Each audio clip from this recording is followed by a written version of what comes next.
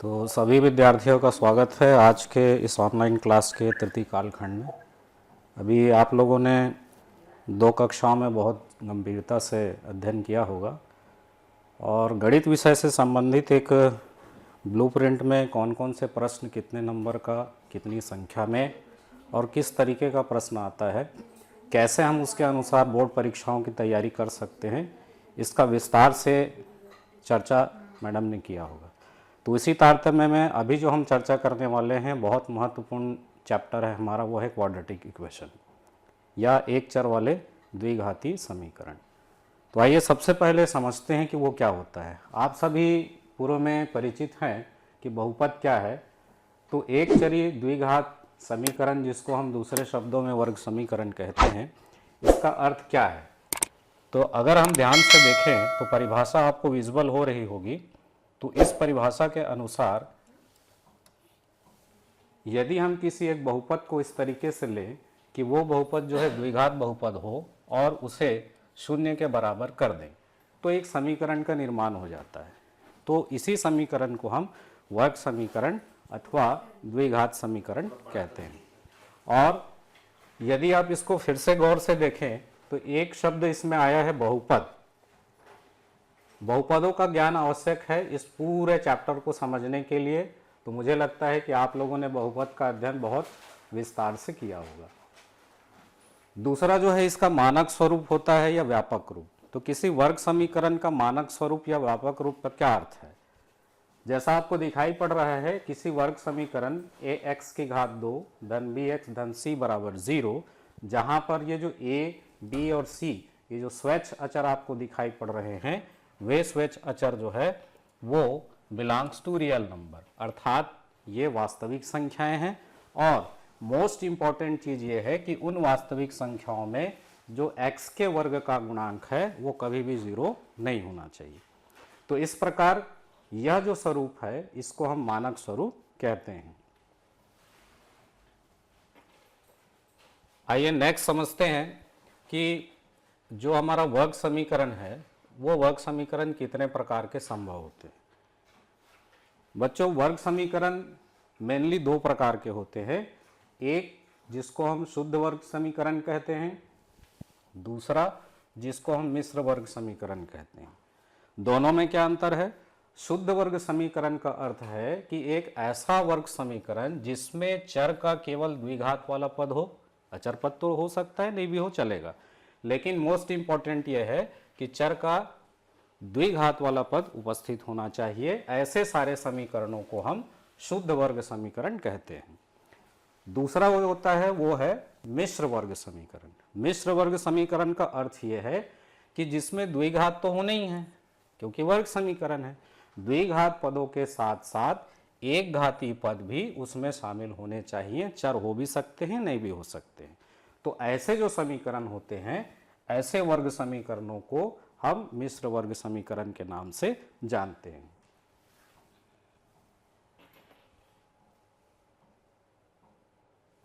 चलिए, दो चीजें तो हमने समझ ली कि वर्ग समीकरण होता क्या है, उसके प्रकार कितने होते हैं, क्या बातें आवश्यक है और किस चीज को अपने को नोट करना है कि वर्ग समीकरण होने के लिए आवश्यक शर्तें क्या होती है। अब हम समझेंगे कि वर्ग समीकरण के मूल अथवा हल क्या होते हैं। मूल कहें या हल कहें, दोनों का अर्थ ये है। मूल अथवा हल का क्या मतलब होता है। तो जैसे अभी हमने वर्ग समीकरण देखा था कि कोई अगर द्विघात बहुपद है उसको शून्य के बराबर लिख दिया जाए तो हमारा वर्ग समीकरण प्राप्त हो जाता है। तो सिमिलरली अगर हम उसी बहुपद के शून्यकों को फाइंड आउट कर लें तो वही शून्यक जो है उस दिए गए वर्ग समीकरण के हल अथवा मूल कहलाते हैं। याद रखिएगा, किसी भी वर्ग समीकरण के हमेशा दो मूल प्राप्त होते हैं और ये बहुत एग्जाम्स में पूछे गए हैं कितने मूल होते हैं।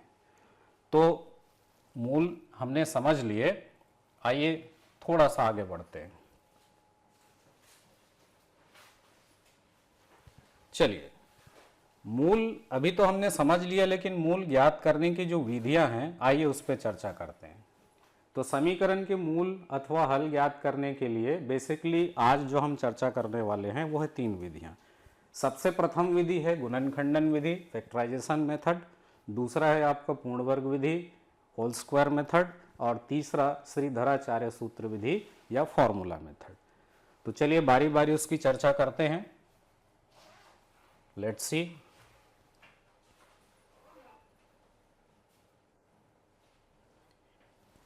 हम एक सवाल लेते हैं सीधे और बारी बारी उन विधियों का उपयोग करके कैसे उन सवालों को सॉल्व करते हैं, आइए उसकी चर्चा करते हैं।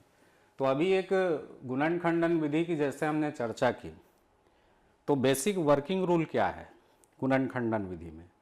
आप लोगों ने बहुपद में किसी बहुपद का किस प्रकार से हम गुणनखंड प्राप्त करते हैं इसके विषय में विस्तार से अध्ययन किया है। वही जो बेसिक जो चीज़ें हैं उसका उपयोग हम यहाँ कर रहे हैं। तो वर्किंग रूल क्या है, जैसे मान लीजिए हमारा जो दिया गया वर्ग समीकरण है वो इस प्रारूप का है, तो हमारा पहला काम क्या रहेगा, उस वर्ग समीकरण के मध्य पद को तोड़ करके इस तरीके से संभव उनके गुणनखंडों को निकालना है और आगे की प्रक्रिया करनी है। तो इसी कंसेप्ट पे हम लोग यहाँ काम करेंगे। तो एक प्रश्न लेते हैं। हमारा दिया गया वर्ग समीकरण कुछ इस प्रकार से है, x + 1 divided by x - 1 minus x - 1 divided by x + 1 which is equal to 5/6। इसमें एक शर्त दी गई है कि जो मूल्य हल हम प्राप्त करेंगे उसका मान 1 और ऋण 1 को छोड़ करके लेना है। तो इसका अर्थ यह है कि जो भी हल प्राप्त होगा इस विधि से उसमें धन 1 और ऋण 1 के अलावा जो मिलेगा उसको हम उसके हल के रूप में स्वीकार करेंगे। तो अगर हम प्रथम दृष्टया इसको देखें तो कहीं भी से ये वर्ग समीकरण के स्वरूप में नहीं है। तो किसी भी विधि से वर्ग समीकरण को हल करने के पहले हमारा प्रथम प्रयास ये रहेगा कि उसको मानक स्वरूप में लाएं, ax² + bx + c = 0 इस फॉर्म में। तो चलिए सबसे पहले इसको मानक स्वरूप में चेंज करते हैं। तो इसका बायां पक्ष देखिए, इसको हल करेंगे। Let's see here. तो सबसे पहले मैं इसका समीकरण का बायां पक्ष हल करूंगा। तो हम जानते हैं ये है क्या, दो परिमेय व्यंजक है और दो परिमेय व्यंजकों के बीच का अंतर है। तो दो परिमेय व्यंजकों के योग और अंतर की परिभाषा से हमको सबसे पहले उनके हरों का लघुत्तम समापवर्त लेना पड़ेगा। तो स्पष्ट है कि दोनों जो हर हैं वो अलग अलग हैं, इसलिए हम सीधे क्या कर देते हैं, दोनों का गुणा कर देते हैं, वो लघुत्तम समापवर्त हमारा मिल गया। सेकेंडरी, प्रथम हर से दिए गए लघुत्तम को विभाजित करेंगे और जो भागफल आएगा उसका गुणा उसके अंश के साथ करेंगे। तो यदि आप प्रथम हर से इस पूरे लघुत्तम को विभाजित करेंगे तो भागफल आपका क्या आएगा, x + 1 और उसका अंश x + 1, दोनों को आप मल्टीप्लाई कर लीजिए। अब यहाँ ऋण है तो ऋण लगाएंगे, धन है तो धन लगाएंगे। नेक्स्ट, फिर वही प्रक्रिया अप्लाई करेंगे। द्वितीय हर को लीजिए, द्वितीय हर से प्राप्त लघुत्तम को विभाजित करेंगे। तो आप देख रहे हैं x + 1 एक दूसरे को कैंसिल कर देंगे, हमारा भागफल क्या आएगा, x - 1 और उसका गुणा उसके अंश के साथ आपको करना है, and which is equal to 5/6 here. चलिए नेक्स्ट स्टेप, वेरी सिंपल। हम जानते हैं उसी संख्या को उसी संख्या से गुणा कीजिए, तो घातांक के नियम के अनुसार उसका घात क्या हो जाएगा, 2। तो that will be x + 1 whole square minus x - 1 whole square total divided by. अब देखिए हरों को ध्यान से देखें, हमने एक सर्वसमीका पढ़ रखा है, कौन सा, a + b गुणा कीजिए a - b। तो ये आपको क्या देता है, a का वर्ग ऋण b का वर्ग। अगर आप गौर से देखेंगे तो a की जगह x और b की जगह 1 दिखाई पड़ रहा है, तो हम उस सर्वसमीका का उपयोग करते हैं। तो चलिए सर्वसमीका लगाते हैं। लेट्स सी हियर, a की घात 2 ऋण b की घात 2 which is equal to again 5/6। क्यों, सिंस वी नो दैट, हम ये जानते हैं a + b into a - b equals to a² - b²। तो उपरोक्त सर्वसमीका से हमने ये रिजल्ट प्राप्त कर लिया। नाउ अगेन इसको फिर से अप्लाई कर लेते हैं। तो यहाँ फिर से देखिए होल स्क्वायर वाले हमारे पास दोनों सर्वसमीका प्लस और माइनस वाले काम आ जाएंगे, तो उसकी सहायता से फिर इसको एक्सपांड करते हैं। तो लेट्स सी अगेन, ये आपका क्या हो जाएगा फॉर्मूला, a की जगह x, b की जगह 1, a square plus b square plus 2 times a into B. तो ये आपका पहला ब्रैकेट एक्सपांड हो गया विद माइनस चार्ज। जब भी एक से ज़्यादा पद आपको इनकाउंटर हो रहे हैं और उसके पहले ऋणात्मक चिन्ह है तो हमेशा ब्रैकेट का उपयोग करें। तो ये फिर से एक्सपांड करें, a का वर्ग धन b का वर्ग ऋण 2ab पूरे का बटा हुआ x square minus 1 is equal to 5/6 here. ठीक, तो दो सर्वसमीका का उपयोग हमने किया, कौन सी, लेट्स सी हियर। हमने जो सर्वसमीका उपयोग किया है वो होता है a plus B whole square is equal to a square plus B square plus 2 times of A B. यहाँ अगर माइनस कर दें तो ये माइनस हो जाता है। तो हमने दोनों जगह यहाँ और यहाँ होल स्क्वायर के दो फॉर्मूले यहाँ पर अप्लाई किए। लेट्स सी अगेन क्या मिलता है, आगे बढ़ते हैं इसमें। चलिए नेक्स्ट हमने पहुंचा कहाँ है, वहां से आगे हम कंटिन्यू करते हैं। सिंस अपने पास था क्या, अपने पास था, मैं उसको राइट डाउन कर लेता हूं, आपको सहायता मिल जाएगी। X square plus 1 and my plus 2 times X here, and जैसे ही आप माइनस चार्ज लगा रहे हो, ब्रैकेट को हटा रहे हो, ब्रैकेट के अंदर के सारे निशान आपके चेंज हो जाएंगे।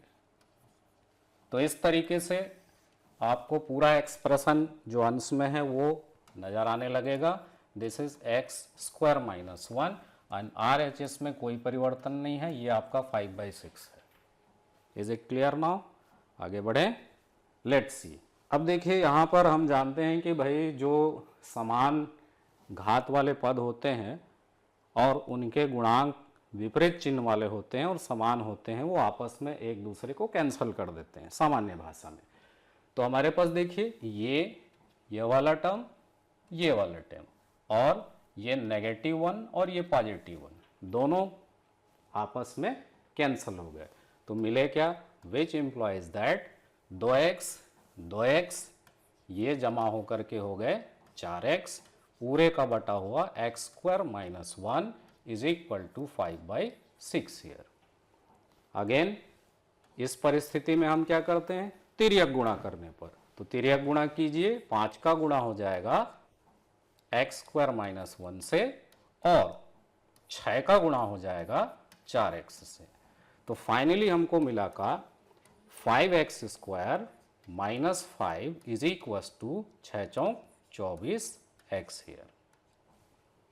तो आपको कुछ कुछ अब वर्ग समीकरण नजर आ रहे होंगे। ये सवाल इंपॉर्टेंट इसलिए भी है क्योंकि सबसे पहले हमको वर्ग समीकरण में उसको समानित करना पड़ता है, फिर हम विधि लगाते हैं, तो अतिरिक्त कार्य इसमें करने पड़ते हैं। तो चलिए इसको मानक स्वरूप में ले आइए, राइट हैंड में 0 लेंगे, तो चर के अवरोही क्रम में इसको व्यवस्थित कीजिए।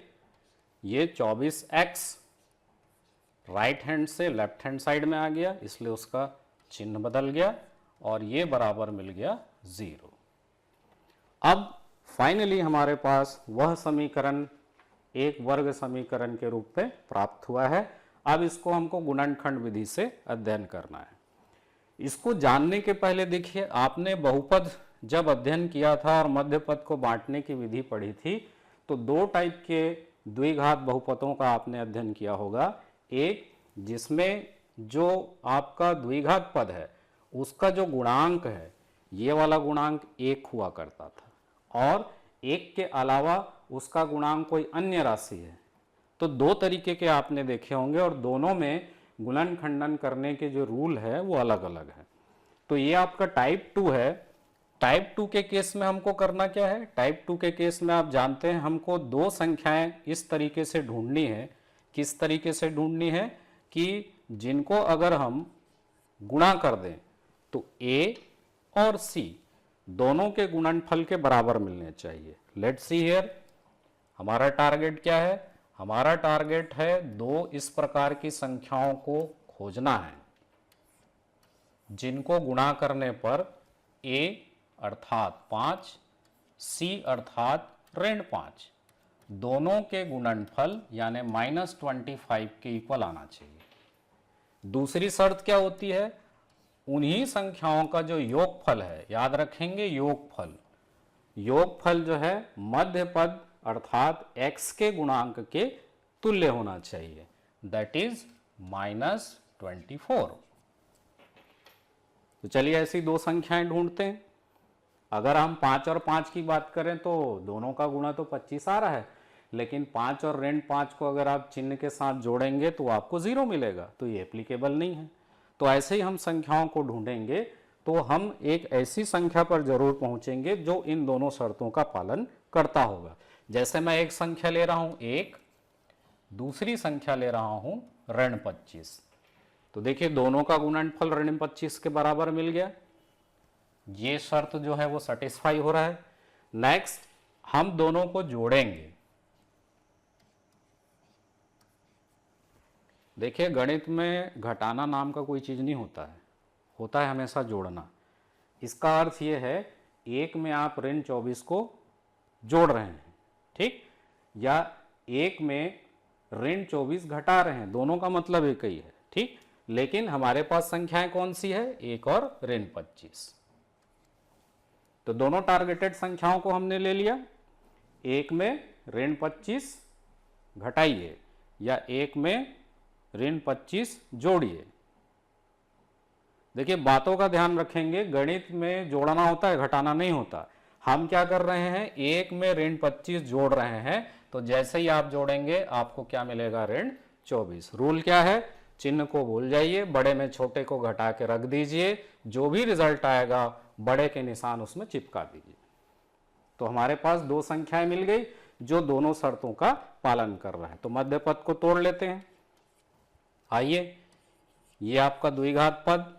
अब इस मध्य पद को तोड़ना है, तो आप स्वतंत्र हैं, किसी भी संख्या को पहले और किसी भी संख्या के क्रम को बाद में आप रख सकते हैं। ध्यान रखना है कि उनके चिन्ह जो है वो उसी तरीके से लेना है जिस तरीके से आपने लिया है। तो मैं एक काम करता हूं, इसमें से ऋण 25 को पहले ले लेता हूं और धन 1 को बाद में ले लेता हूं। तो ऋण 24 x को हमने तोड़ दिया ऋण 25 धन x में, -5 इज इक्वल टू 0। ठीक, तो हमने क्या किया? मध्य पद को तोड़ करके इस तरीके से लिख लिया। नेक्स्ट स्टेप में क्या करना है? नेक्स्ट स्टेप में हम जानते हैं दो का जोड़ा बनाना है और संभव उभयनिष्ठों को वहां से प्राप्त करना है ताकि हमको एक सार्वगुणनखंड यहां से मिल जाए। तो चलिए देखते हैं, लेट्स सी हियर। चलिए यहीं कर लेते हैं।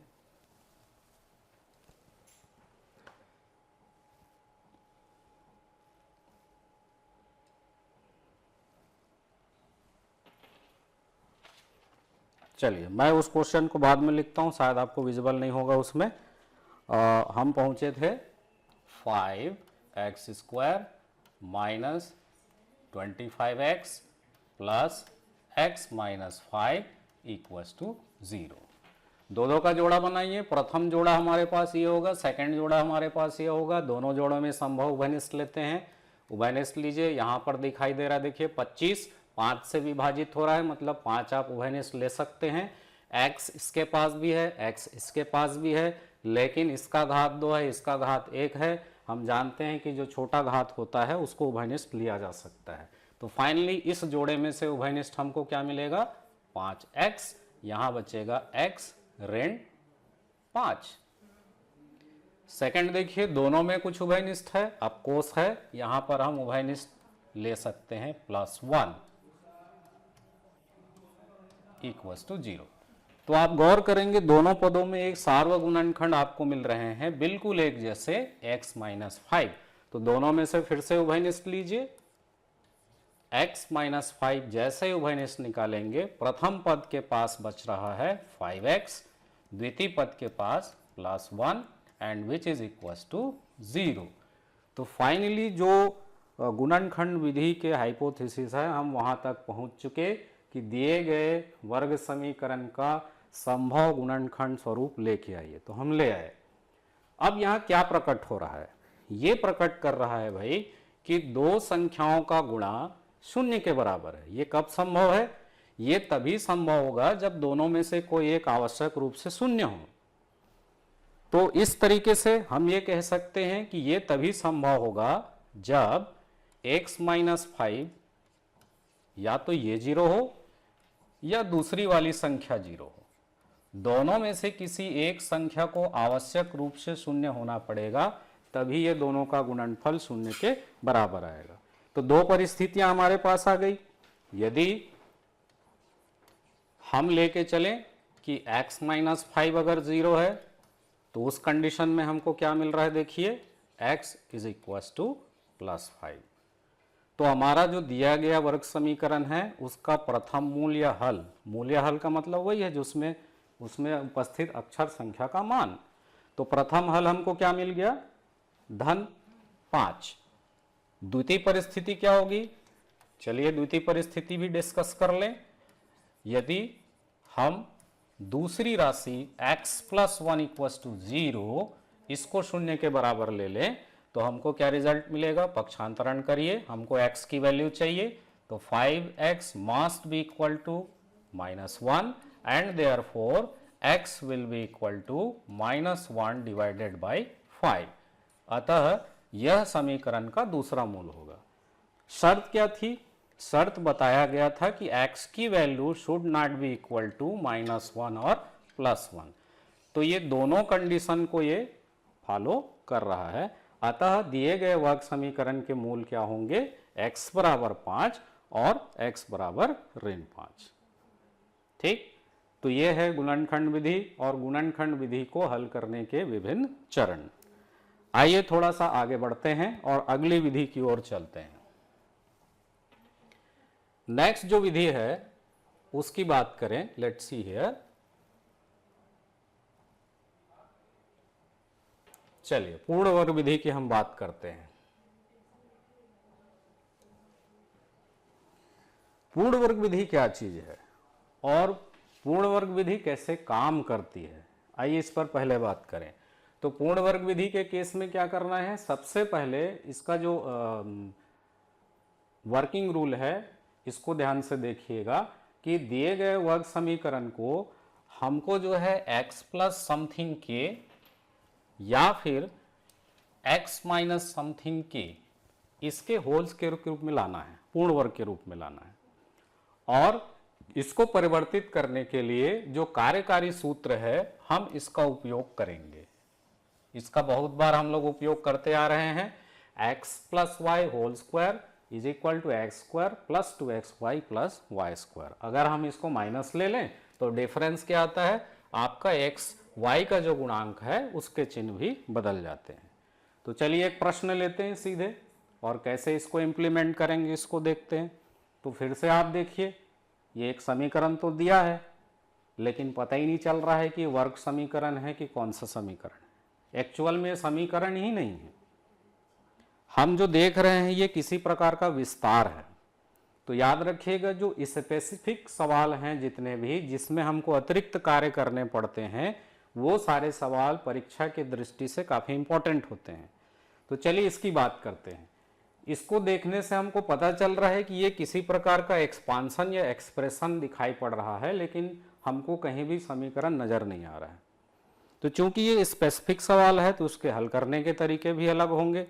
तो मान लीजिए यहां हम लेके चलेंगे कि माना ये पूरा एक्सप्रेशन जो है वो किसी x के तुल्य है। इसको आप किसी x के बराबर लेके चलिए मान लीजिए। तो क्या होगा? अगर हम इसमें से पहला टर्म छोड़ दें तो भी हमको x नजर आएगा। प्रथम दो टर्म को रखें, तीसरे से चालू करें तो यहां से फिर से हमको x नजर आएगा। यानी आप एक टर्म छोड़ करके, दो टर्म छोड़ करके, किसी भी टर्म को छोड़ करके आगे बढ़ोगे सभी में आपको x ही नजर आएंगे। तो इस कंसेप्ट के अनुसार इसमें याद रखिएगा एक टर्म छोड़ना है, उसके बाद एक्सप्रेशन की वैल्यू जो आपने रखा है x माना है उसको सबमिट करना है, तो ये एक समीकरण का रूप ग्रहण कर लेगा। चलिए देखते हैं क्या मिलता है।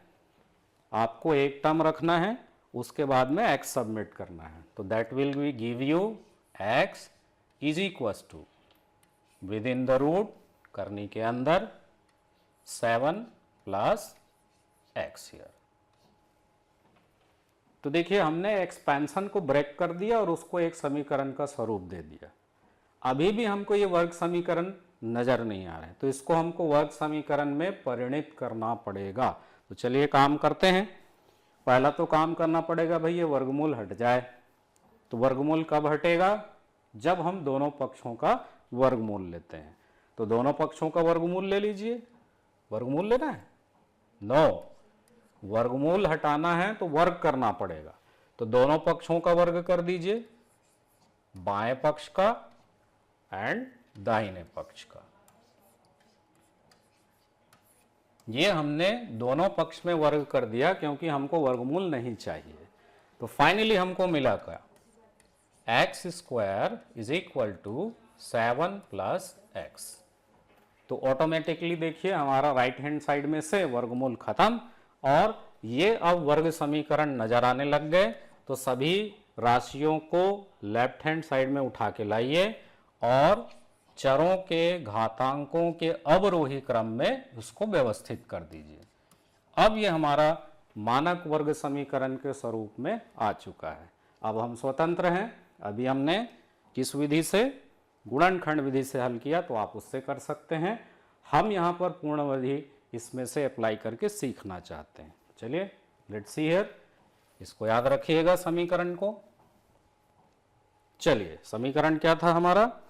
वी हैव, प्रारूप मिल गया था हमको, X square minus X and again this is minus 7 and which is equal to 0। इसको हमको पूर्ण वर्ग विधि में हल करना है। तो पूर्ण वर्ग विधि को हल करने के पहले पूर्ण वर्ग वाले दो फॉर्मूले जैसे हमने वर्किंग रूल में देखा था उसको आपको ध्यान में रखना है। तो सबसे पहले तो एक काम कीजिए, इसमें जो अचर पद है उसको आप दूसरे पक्ष में ले जाइए वापस। ठीक है। अब हमारे पास दो फॉर्मूले हैं पूर्ण वर्ग करने के। एक होता है ए प्लस बी होल स्क्वायर, दूसरा होता है ए माइनस बी होल स्क्वायर। अब सवाल ये उठता है कि दोनों में से काम कौन सा करेगा। तो आप यहां देखिए, एक्चुअल में ये मध्य पद ही आपको बताएगा कि दो सर्वसमीकाओं में से कौन सी सर्वसमीका यहां पर काम में आने वाली है। तो ये मध्य पद ऋणात्मक है, इसका अर्थ ये होगा कि यहां पर जो हम काम में लाने वाले हैं वो वाला जो सर्वसमीका है वो होगा ऋणात्मक वाली। ये a minus B whole square is equal to A square minus 2 times of A B plus B square here. इसको आपको ध्यान में रखना है और इसी तरीके से इसको कन्वर्ट करना है। तो मेन चीज यही है, हमने पहचान कर ली भाई ये सर्वसमीका हमारे काम की है और इसी में हमको कन्वर्जन लाना है। तो यहां तक तो ठीक है। अब जो महत्वपूर्ण बात है यहां से चालू होता है। सबसे पहले जब आप पूर्ण वर्ग विधि का इस्तेमाल करना चाहते हो किसी में, तो एक बात का आप ध्यान रखिएगा कि जो द्विघात वाला पद है उसका जो गुणांक है वो हमेशा 1 होना चाहिए। Should be 1, always should be 1। ठीक। तो अगर मान लीजिए आपके पास कुछ ऐसा समीकरण है जिसमें गुणांक 1 नहीं है, सपोज 3 है, तो आपको 1 बनाने के लिए क्या करना पड़ेगा? 3 से भाग देना पड़ेगा। यहां पर अगर 5 है तो आपको क्या करना पड़ेगा? 5 से भाग देना पड़ेगा। तो आप उसको कर लीजिएगा। करने के बाद जब x के वर्ग का गुणांक आपका 1 हो जाए तब आपको मेथड में आगे बढ़ना है। तो let's see here, x square फॉर्मूले के हिसाब से देखिए, अगर मैं इस फॉर्मूले से इसकी तुलना करूं तो यहां मुझे a की जगह x दिखाई पड़ गया है पहले से। तो मैंने दोनों प्राचल में से एक a की पहचान कर ली है, तो a की जगह हमेशा x इस्तेमाल होगा। दूसरा, फॉर्मूले के अनुसार माइनस चाहिए, माइनस मेरे पास पहले से है। नेक्स्ट, मुझे 2 चाहिए और 2 के साथ में a चाहिए। तो a की पहचान मैंने कर ली है x के रूप में, तो 2 की कमी है, इसलिए मैंने यहां लिखा 2, अर्थात दोनों का गुणा कर दिया। तो जैसे ही आप 2 का गुणा किए हैं, 2 से आपको विभाजन भी करना पड़ेगा ताकि इसके मान में कोई परिवर्तन ना आए। तो ये मिल गया, देखिए 2, a की पहचान हो गई है x, तो 2a मिल गया विच इज इक्वल टू 7। अब अभी अतिरिक्त क्या मिला है, तो ध्यान से देखें 2a, ये जो आपके पास दिखाई पड़ रहा है, हमेशा 2x का जो गुणांक मिले, गुणांक मतलब जिसके साथ गुणा हुआ है 2x, वही गुणांक आपको b के रूप में यहां पर प्राप्त होगा। तो b के रूप में हमारे पास क्या प्राप्त हो रहा है, देखिए b के रूप में आपको मिल रहा है 1/2। ठीक, लेकिन फॉर्मूले से हमको चाहिए b की पहचान, तो आपने हाफ कर लिया, b स्क्वायर हमको और चाहिए। तो उसके लिए हम क्या करेंगे, दोनों पक्षों में रोज पढ़ाते, रोज 2x, पढ़ाया, किसी को म्यूट कीजिए तो सर, दोनों पक्षों में जो 2x है उसका जो गुणांक रहेगा, गुणांक मतलब जिससे वो गुणा हुआ है, तो 2x का जो गुणांक है आप उसका वर्ग कीजिए, अर्थात ये, ठीक है। तो 2x का गुणांक का वर्ग आपको करना है, दैट इज ये, और इसका दोनों पक्षों में आपको योग करना है। ध्यान रखिएगा, योग करना है, फॉर्मूले के हिसाब से आपको योग करना है भाई, दोनों पक्षों में। तो चलिए दोनों पक्षों में हम योग कर लेते हैं। ट्वाइस x का गुणांक लिया, उसका वर्ग किया और दोनों पक्षों में योग कर दिए, तो क्या मिला, LHS आपको देगा x² - 2 times of x into half, और यहां आपने जोड़ दिया 1/2 होल स्क्वायर। तो RHS में भी आपको जोड़ना पड़ेगा समानता की नियम से, क्योंकि हमको दोनों पक्ष में जोड़ना है। तो फाइनली जो आपका LHS है, इसको अगर आप गौर से देखें तो ये पूरा LHS आपके इस सर्वसमीका को प्रकट कर रहा है, जहां पर a के स्थान पर x नजर आ रहा है, ध्यान से देखें, और b के लिए हमने चुनाव कर लिया है 1/2 का। तो ये क्या रिजल्ट दिया, तो अकॉर्डिंग टू दैट फॉर्मूला हमारे पास इसका जो LHS है ये रिड्यूस हो जाएगा x minus half whole square, और RHS को सॉल्व कर लीजिए, तो 7 प्लस हाफ का वर्ग कर देंगे तो ये मिल जाएगा आपको 1/4।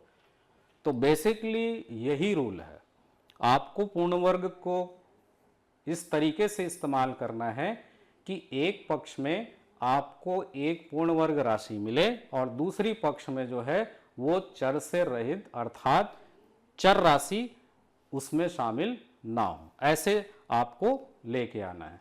तो चलिए थोड़ा सा इसको और मॉडिफाई कर लेते हैं, चलिए जल्दी जल्दी कर लेते हैं।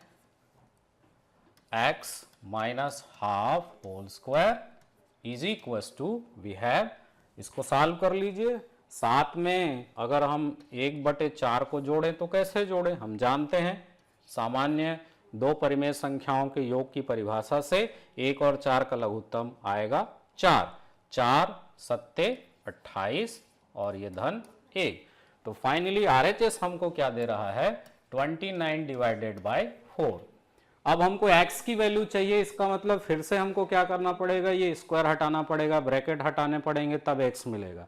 तो इसके लिए दोनों पक्षों का वर्गमूल ले लीजिए, वर्ग हटाना है तो वर्गमूल लेना ही पड़ेगा। तो LHS में से आपका जो वर्ग है वो हट जाएगा और RHS में 29 का वर्गमूल, चूंकि ये पूर्ण वर्ग संख्या नहीं है तो वर्गमूल 29 लिखेंगे, और 4 का जब आप वर्गमूल निकालोगे तो ये 2 मिलेगा। और हम जानते हैं कि वर्गमूल जब हम निकालते हैं तो वर्गमूल धनात्मक ऋणात्मक दोनों निकलते हैं। तो अब 2 बार हमारे पास 2 परिस्थितियां आ गई है, एक बार हम क्या करेंगे, धनात्मक चिन्ह लेंगे और एक बार क्या करेंगे, ऋणात्मक चिन्ह लेंगे। तो चलिए दोनों को अप्लाई करते हैं। लेट्स सी हियर, एक बार पॉजिटिव एक बार नेगेटिव। तो इस तरफ ले लेते हैं धन, मैं शॉर्ट में लिख लेता हूं, हमारे पास टाइम कम है, इधर ले लेते हैं ऋण। तो ये x माइनस 1/2 इक्वल्स टू हम क्या लिख सकते हैं, धनात्मक within the root 29 divided by 2। आप माइनस चार्ज लोगे तो इसको क्या लिख सकते हैं, x minus half is equals to with minus charge within the root 29/2 here. हल करते हैं, एक साथ कर लेते हैं, देखते हैं क्या मिलता है। पक्षांतर कर दीजिए तो x इज इक्वल्स टू मिलेगा root of 29 divided by plus half. इसमें चलिए तो x must be equal to half, उधर जाके पॉजिटिव हो जाएगा क्योंकि नेगेटिव है, तो पॉजिटिव टर्म हमने पहले लिखा, तो under root of 29 divided by 2 बाद में आ जाएगा। दोनों के आधार समान है तो इट्स वेरी सिंपल, उनके अंशों को जोड़ के लिख लीजिए। यहां भी दोनों के आधार समान है, उनके अंशों का अंतर लिख लीजिए। तो यहां पर हम देख रहे हैं कि x के जो दो भिन्न मान हैं वही जो है इनके मूल या हर कहलाएंगे। तो आज हमने क्या सीखा, पूर्ण वर्ग विधि, गुणनखंडन विधि, और दोनों विधियां बहुत इंपॉर्टेंट है। नेक्स्ट क्लास में हम कंटिन्यू करेंगे और श्रीधराचार्य सूत्र विधि और नेचर ऑफ रूट्स इसके बारे में चर्चा करेंगे। Thank you.